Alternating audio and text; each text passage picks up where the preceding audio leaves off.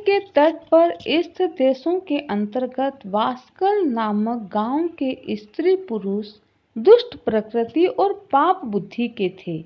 पुरुष पशु प्रवृत्ति और स्त्रियां व्यभिचारिणी थी। उनमें से एक बिंदुक नामक ब्राह्मण भी रहता था। उसने अपना कामातुरतावश अत्यंत रूपवती भार्या के होते हुए एक सुंदर वेश्या को अपना रखा था।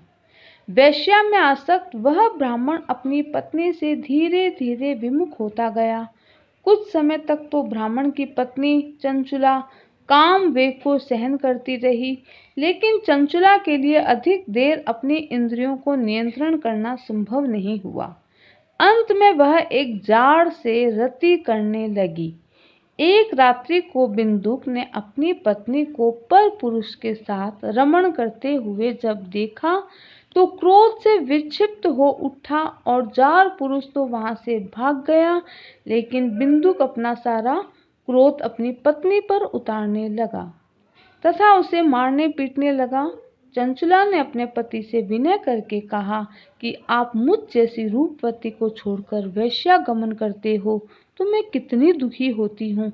इसका अनुमान तो लगाइए कि भला मैं किस प्रकार दीर्घ काल के लिए काम पीड़ा को सहन कर सकती हूँ। ये सब आप सोच समझकर कहें। पत्नी के वचनों को सुनकर दुर्बुद्धि बिंदुक ने कहा, यह तुम्हारा वचन सत्य है। तुम निर्भय होकर जार पुरुषों के साथ विहार करो, परंतु उन्हें सुख देकर बदले में धन कमाओ। चंचुला ने पति की आज्ञा को स्वीकार कर लिया और दोनों कुकर्मी हो गए। समय आने पर बिंदु की मृत्यु हो गई और नरक में अनेक दुख के साथ पिशाच योनि में उत्पन्न हुआ।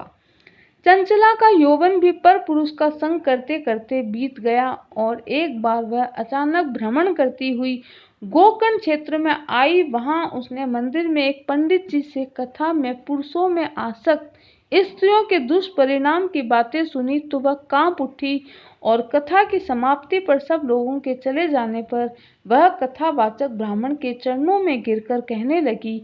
ब्राह्मण द्वारा पूछे जाने पर चंचला ने अपनी करनी कह सुनाई और रोकर अपने उद्धार का उपाय पूछने लगी। ब्राह्मण ने कहा, जिस शिव पुराण की कथा को सुनकर तुम्हारे चित्त में विवेक जागृत हुआ है, उसी को सुनने से तुम्हारा मोक्ष हो सकता है। जिस प्रकार निर्मल दर्पण में प्रतिबिंब सही दिखता है, उसी प्रकार शिव पुराण के सुनने से विशुद्ध हुए चित्त में अंबिका सहित भगवान शिव का साक्षात्कार हो जाता है। शिव जी की कथा के श्रवण से चित्त शुद्धि, गणेश कार्तिकेय सहित शिव की भक्ति प्राप्त होती है। भगवान शंकर का भक्त उनकी कृपा से मुक्ति पा लेता है। अतः ब्राह्मण स्त्री तुम्हारे कल्याण का एकमात्र उपाय शिव पुराण का श्रवण ही है। ब्राह्मण के वचन सुनकर उसके प्रति आभार प्रकट करती हुई चंचुला उससे शिव कथा सुनाने का अनुरोध करने लगी। ब्राह्मण ने उस दिन अबला की प्रार्थना को स्वीकार किया। चंचला ब्राह्मण द्वारा बताई गई विधि से स्नान करके जटा वत्कल धारण करके शरीर पर भस्म लगा और रुद्राक्ष धारण करके जितेंद्रिय होकर श्रद्धा भक्ति पूर्वक शिव पुराण का श्रवण करने लगी। इस प्रकार से ध्यान से मग्न होकर ही चंचुला ने शरीर त्याग दिया और शिवपुरी में पहुंचकर भगवान शंकर के साक्षात दर्शन किए। उनकी श्रद्धा भक्ति को देखते हुए माता पार्वती उसे अपना सामीप्य प्रदान किया। सोनक जी ने सूर्य जी से निवेदन किया कि वे चंचुला का और आगे का वृत्तांत सुनाने की कृपा करें। सूर्य जी ने कहा, चंचुला ने अपनी निश्चल भक्ति से माता पार्वती का सानिध्य प्राप्त कर लिया। एक दिन उसने दया करुणा की देवी माता पार्वती से अपने पति के संबंध में जिज्ञासा प्रकट की तो भगवती ने उसे बताया, बिंदुक नरक की यातनाएं भोगने के बाद पिशाच योनि में पड़ा हुआ है। यह सुनकर चंचुला ने भगवती की अनेक प्रकार से स्तुति वंदना की। उसने अपने पति के उद्धार की याचना की। तब अपने भक्तों को कृत्य कृत्य करने वाली माता पार्वती ने तुम्बरु गंधर्व को बुलाकर उसे विंध्याचल पर्वत पर जाकर बिंदुक को शिव पुराण सुनाने और उसका उद्धार करने का आदेश दिया।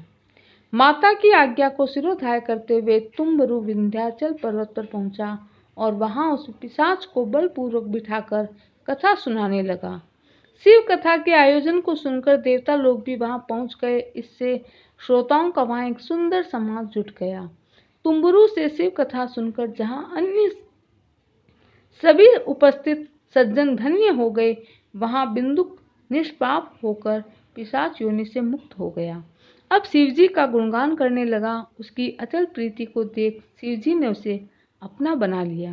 इस प्रकार शिव पुराण की कथा बड़े बड़े पापियों का उद्धार करके उन्हें सद्गति प्रदान करती है। जय श्री शंकर। दोस्तों, अगर आपको मेरी ये कथा अच्छी लगे तो मेरे चैनल को सब्सक्राइब करें और ऐसी ही रोचक कहानियाँ प्राप्त करें। जय श्री कृष्ण।